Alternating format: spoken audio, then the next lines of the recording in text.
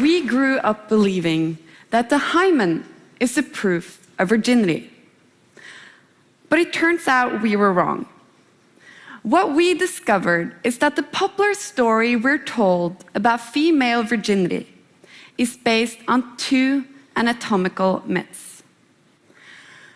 The truth has been known in medical communities for over 100 years, yet somehow these two myths continue to make life difficult for women around the world. The first myth is about blood. It tells us that the hymen breaks and bleeds the first time a woman has vaginal sex. In other words, if there is no blood on the sheets afterwards, then the woman was simply not a virgin. The second myth is a logical consequence of the first. Since the hymen is thought to break and bleed, people also believe that it actually disappears or is in some way radically altered during a woman's first intercourse. If that were true, one would easily be able to determine if a woman is a virgin or not by examining her genitals, by doing a virginity check. So that's our two myths. Virgins bleed and hymens are lost forever. Now, this may sound like a minor issue to you. Why should you care about an obscure little skin fold on the female body? But the truth is, this is about so much more than an anatomical misunderstanding. The myths about the hymen have lived on for centuries because they have cultural significance. They have been used as a powerful tool in the effort to control women's sexuality in about every culture, religion, and historical decade. Women are still mistrusted, shamed, harmed, and in the worst cases, subjected to honor killings if they don't bleed on their wedding night. Other women are forced through degrading virginity checks simply to obtain a job, to save their reputation, or to get married. Like in Indonesia, where women are systematically examined to enter military service. After the Egyptian uprisings in 2011, a group of female protesters were forced to undergo virginity checks by their military. In Oslo, doctors are examining the hymens of young girls to reassure parents that their children are not ruined. And sadly, the list goes on.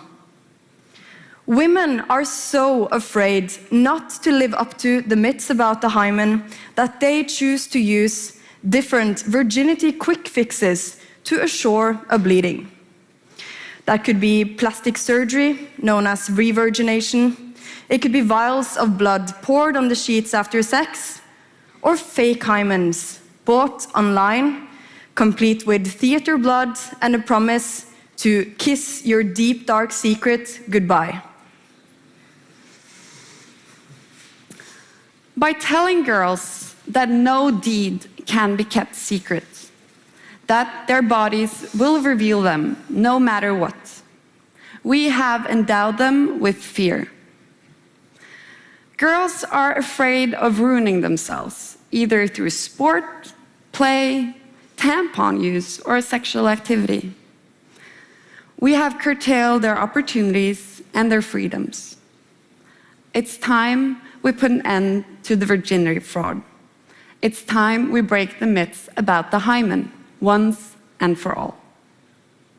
We are medical students, sexual health workers, and the authors of The Wonder Down Under. That's a popular science book about the female genitals. And in our experience, people seem to believe that the hymen is some kind of a seal covering the vaginal opening.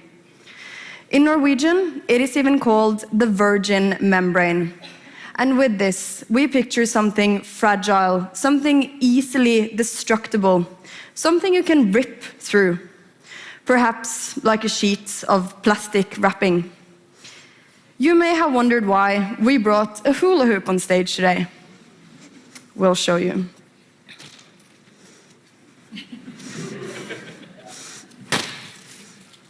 Now, it is very hard to hide that something has happened to this hoop, right? It is different before and after I punched it. The seal is broken, and unless we change the plastic, it won't get back to its intact state.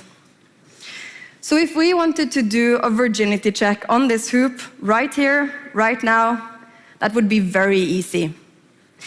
It's easy to say that this hoop is not a virgin anymore. But the hymen is nothing like a piece of plastic you can wrap around your food or a seal. In fact, it's more like this, a scrunchie or a rubber band. The hymen is a rim of tissue at the outer opening of the vagina. And usually it has a donut or a half-moon shape with a large central hole. But this varies a lot, and sometimes hymens can have fringes, it can have several holes, or it can consist of lobes. In other words, hymens naturally vary a lot in looks, and that is what makes it so hard to do a virginity check. Now that we know a bit more about the hymen's anatomy, it's time to get back to our two myths. Virgins bleed, hymens are lost forever. But the hymen doesn't have to break at all. The hymen is like a scrunchie in function as well as in looks. And you can stretch a scrunchie, right? You can stretch a hymen too. In fact, it's very elastic. And for a lot of women, the hymen will be elastic enough to handle a vaginal intercourse without sustaining any damage. For other women, the hymen may tear a bit to make room for the penis, but that won't make it disappear. But it may look a bit different from before. It naturally follows that you can't examine the hymen to check for virginity status. This was noted over 100 years ago, in 1906, by the Norwegian doctor Marie Kjølseth. She examined a middle-aged sex worker and concluded that her genitalia were reminiscent of a teenage virgin. But that makes sense, right? Because if her hymen was never damaged during sex, then what were we expecting to see?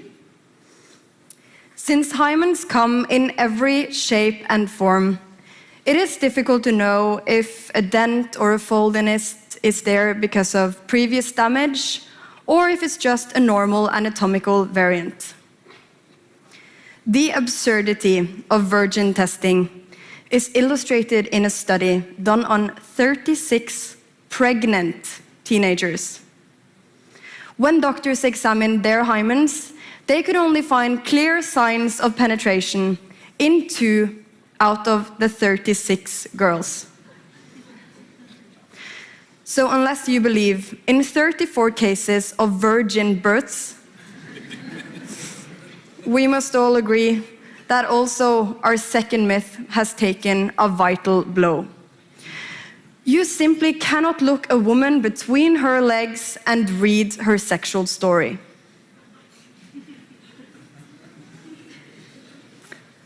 Like most myths, the myths about the hymen are untrue. There is no virgin seal that magically disappears after sex, and half of virgins can easily have sex without bleeding. We wish we could say that by removing these myths, everything would be okay, that shame, harm, and honor killings would all just disappear. But of course, it's not that simple. Sexual oppression of women comes from something much deeper than a simple anatomical misunderstanding about the properties of the hymen. It's a question of cultural and religious control of women's sexuality. And that is much harder to change. But we must try. As medical professionals, this is our contribution. We want every girl, parent, and coming husband to know what the hymen is and how it works.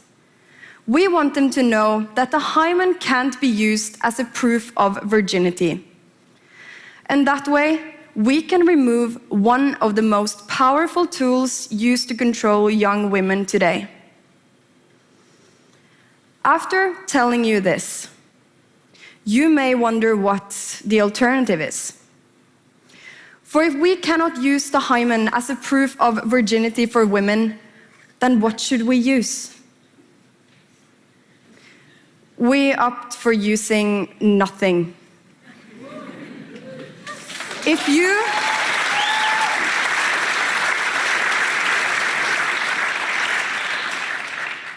you really want to know if a woman is a virgin or not, ask her. But how she answers that question is her choice. Thank you.